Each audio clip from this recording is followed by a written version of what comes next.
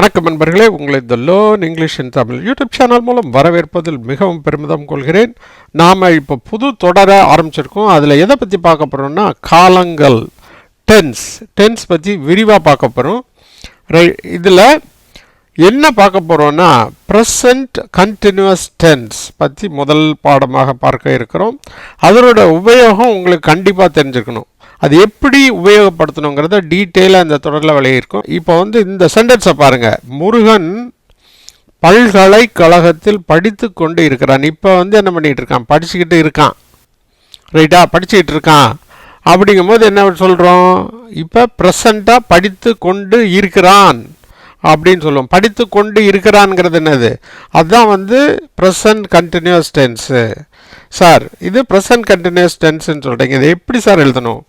தமிழில் எப்படி எழுதுவோம்? படித்து கொண்டு இருக்கிறான். அதனால் படித்துங்கிறத ஒன்-ஏன்னு போட்டிருக்கேன், கொண்டுங்கிறத 1B போட்டிருக்கேன், இருக்கிறான்ங்கிறத 1C போட்டிருக்கேன். ரைட்டா? அது இங்கிலீஷில் வரும்போது ஃபஸ்ட்டு இருக்கிறான் அதுதான் ஃபஸ்ட்டு வரும். படித்து கொண்டு பின்னாடி போயிடும். எப்படி மாறி இருக்கு? இருக்கிறான் முதல்ல, படித்து கொண்டு பின்னாடி போயிடுது. ரைட்டா? எப்படி மாறும்? Is studying. ஸ்டடினா படிக்கிறது. கொண்டுக்கு ஐஎன்ஜி சேர்க்கணும். எப்பெல்லாம் கொண்டு வருதோ அதுக்கு என்ன சேர்க்கணும்?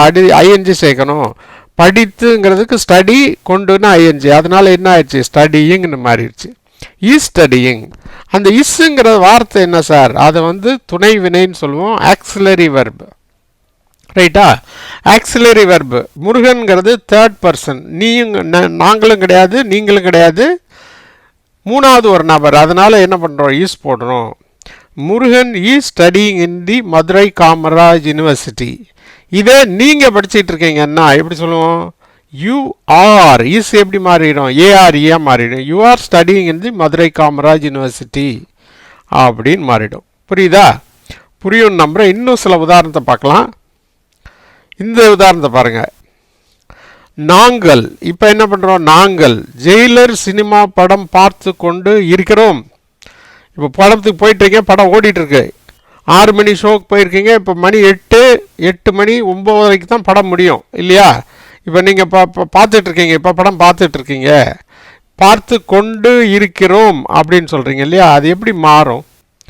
பார்த்து கொண்டு இருக்கிறோம் தமிழில் எழுதுகிறோம். இங்கிலீஷில் எப்படி மாறும்? இருக்கிறோம், அப்புறம்தான் பார்த்து கொண்டுன்னு போயிடும்.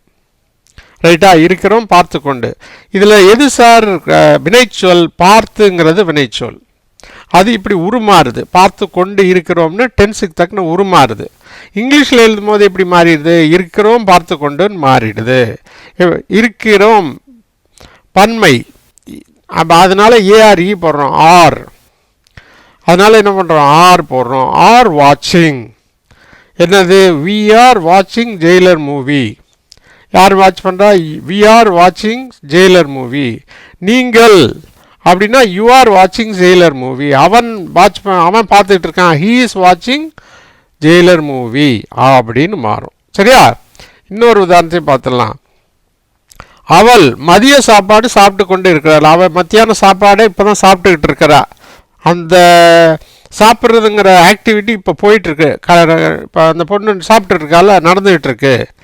சாப்பிட்டு கொண்டு இருக்கிறாள் அப்படின்னு 3 பதம் இருக்கிறது இல்லையா? அதனால் 1A 1B 1C. சாப்பிட்றதுங்கிறது தான் வினைச்சொல் இல்லையா? அதை எப்படி மாறும்? இருக்கிறாள், சாப்பிட்டு கொண்டுன்னு மாறிடும். இது எப்படி சார் மாறும் அப்படின்னா இஸ் ஈட்டிங் அல்லது ஹேவிங். ஹேவிங்னு போட்டாலும் சரி, ஈட்டிங் ரெண்டுக்குமே ஒரே அர்த்தம் தாங்க இங்கிலீஷில். ஷீ இஸ் ஹேவிங் லஞ்ச் அப்படின்னு சொல்லலாம். அல்லது என்ன சொல்லலாம்? ஷீ இஸ் ஈட்டிங் லஞ்ச் அப்படின்னு சொல்லலாம். தப்பு ஒன்றும் கிடையாது. ரெண்டுக்கும் ஒரே அர்த்தம்தான். இப்போ புரியுதா? ஷீங்கிறது சப்ஜெக்டு, சப்ஜெக்டுக்கு அப்புறம் வெர்பு, அதுக்கப்புறம் தான் மற்றவை. சிம்பிள் சென்டென்ஸ் ஸ்ட்ரக்சர் எப்படி இருக்கணும்? சப்ஜெக்டு, வினைச்சொல், மற்றவை.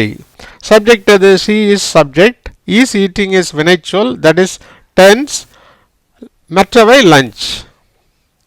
அடுத்து ஒரு உதாரணத்தை பார்த்துலாம். இது என்னது? நான் ஆஃபீஸ் மீட்டிங் அட்டென்ட் செய்து கொண்டு இருக்கிறேன் அப்படின்னு சொல்கிறோம். அட்டெண்டுங்கிறதுக்கு தமிழ் பதம் தெரியாதனால அட்டென்னே போட்டிருக்கேன், சாரி.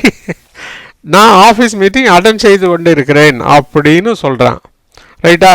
எப்படி சொல்லணும்? இதுக்கு தமிழில் எப்படி? அட்டென்ட் செய்து கொண்டு இருக்கிறேன் தமிழ் எழுதும். இங்கிலீஷ் எழுதும் போது எப்படி சார்? இருக்கிறேன் அட்டென்ட் செய்து கொண்டு. ஆம் அட்டன் செய்கிறதுக்கு என்னது அட்டெண்ட், அதோட ஐஎன்சி சேர்த்தா என்ன ஆகும், கொண்டுங்கிறதுக்கு ஐஎன்ஜி அட்டெண்டிங். என்னது ஐ ஆம் அட்டெண்டிங் த ஆஃபீஸ் மீட்டிங் அப்படின்னு சொல்லுவோம். நாங்கள்லாம் சேர்ந்து அட்டன் பண்ணுறோம்னா we are attending the office மீட்டிங்னு சொல்லுவோம். நீ அல்லது நீங்கள் மீட்டிங் அட்டன் பண்ணிங்கன்னா you are attending the office meeting. அவள் மீட்டிங் அட்டன் பண்ணுறன்னா she is attending the office meeting அப்படின்னு சொல்லுவோம். புரியுதா? இப்படி தாங்க ப்ரெசன்ட் கண்டினியூஸ் டென்ஸ் யூஸ் பண்ணணும். இதுக்கு கிராமர் ஒன்றும் தெரியணும்னு தேவையில்லை. நீங்கள் சாதாரணமாக பேச்சு வழக்கில் ஈஸியாக எளிமையாக புரிஞ்சுக்கலாம். என்ன நடக்குது, அந்த நேரத்தில் என்ன நடக்குது, நடந்து கொண்டு இருக்கிறது அப்படிங்கிறத குறிக்கிறது தான் ப்ரெசன்ட் கண்டினியூஸ் டென்ஸு. மேலும் இந்த சேனலை பார்த்து கொண்டிருக்க அனைத்து அன்பர்களுக்கும் உங்கள் வீட்டு பக்கத்தில் தமிழ் வழியில் படிக்கும் மாணவ மாணவிகள், கல்லூரி அன்பர்கள், ஆங்கிலத்தை எழுத படிக்க விரும்பும் தமிழ் அன்பர்கள் இருந்தால் இந்த சேனலை பற்றி எடுத்து சொல்லுங்கள். இந்த சேனலை நீங்கள் சப்ஸ்கிரைப் பண்ணலைன்னா ப்ளீஸ் சப்ஸ்கிரைப் பண்ணுங்கள். அதோடு மட்டும் இல்லாமல் இந்த பெல் ஐக்கானை கிளிக் பண்ண மறந்துடாதீங்க. அப்படி கிளிக் பண்ணதுனால நாங்கள் போடுற வீடியோக்கள் அனைத்தும் உங்களுக்கு உடனுக்குடன் வந்து சேரும் என்பதை இதன் மூலம் தெரிவித்துக் கொள்கிறோம்.